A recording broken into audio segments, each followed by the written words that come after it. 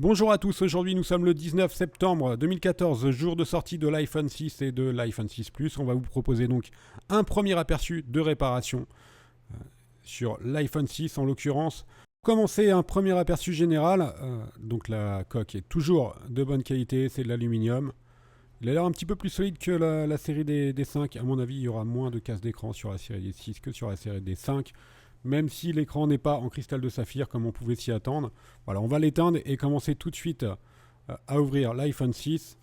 Toujours avec les deux vis Pentalobe qui sont à droite et à gauche du connecteur de charge. Ça ne change pas depuis la série des 4. Les écrans sont maintenus par des vis Pentalobe. Vous allez voir au niveau de la méthode d'ouverture et de réparation en règle générale, c'est presque identique à la série des 5.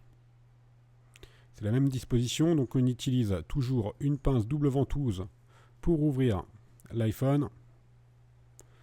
Voilà, et là il n'y a pas de bouton home, de nappe home, comme sur le 5S.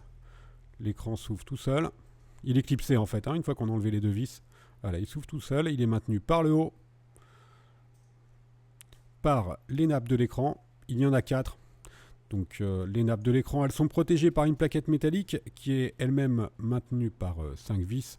Ce sont des vis cruciformes. Voilà, c'est exactement la même procédure que sur l'iPhone 5, l'iPhone 5C ou l'iPhone 5S. C'est la même méthode d'ouverture, vous avez vu. Et la disposition de la batterie, des éléments, de la carte mère, des caméras, vibreurs, etc. Ça ne change pas, c'est exactement la même disposition, à la seule différence de la nappe Home, dont on va parler un petit peu plus tard, et également du bouton Power, qui se retrouve maintenant sur la droite du châssis et non plus en haut. Voilà, donc là on enlève les vis qui maintiennent la plaquette de protection des nappes de l'écran.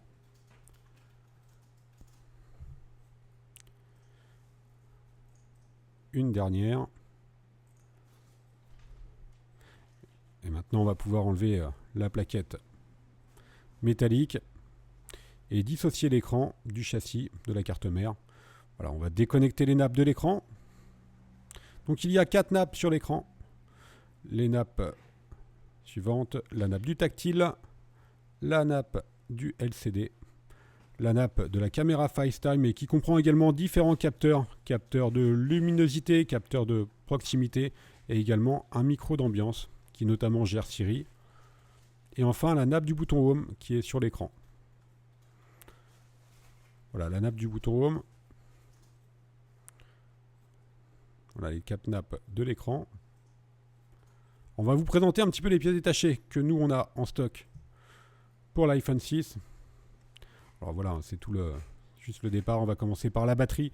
La batterie sur l'iPhone 6, elle est de 1810 mAh contre 1560 pour la série des iPhone 5. Donc on ne gagne pas énormément, on gagne juste 10%, ce qui laisse supposer une autonomie similaire à la série des iPhone 5.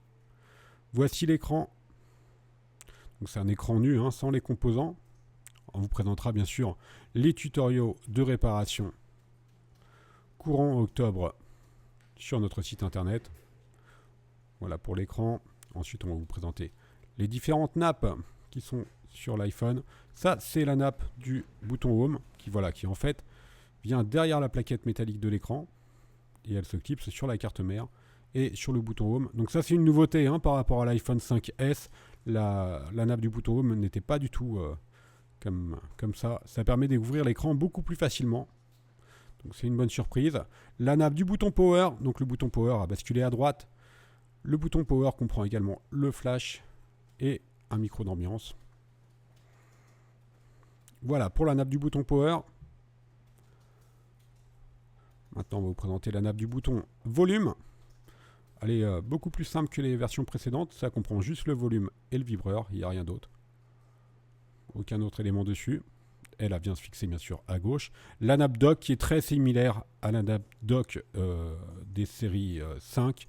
La nappe dock elle va gérer la charge bien sûr, la synchronisation, l'antenne GSM, la prise jack et le micro. Et enfin, le haut-parleur également. Il se positionne au même endroit que sur la série des 5. Voilà pour le haut-parleur.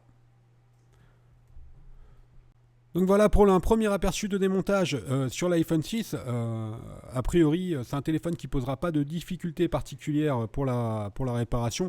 L'écran sera évidemment très facile à changer, comme vous avez vu, même si dans un premier temps, sur les écrans nus, il faudra récupérer quelques éléments sur l'écran. Mais voilà, ça ne va pas poser vraiment de problème particulier. Les éléments qui seront le plus difficiles à réparer seront bien sûr les boutons power et volume. Sur la batterie, elle sera également assez facile à changer. Voilà, vous retrouverez tous les tutoriels à partir d'octobre 2014 sur notre site www.brico-phone.com. Merci de nous avoir suivis et à bientôt pour de nouveaux tutoriaux. Voilà, on a noté la difficulté 3 sur 5 au niveau de la difficulté de réparation pour ce téléphone.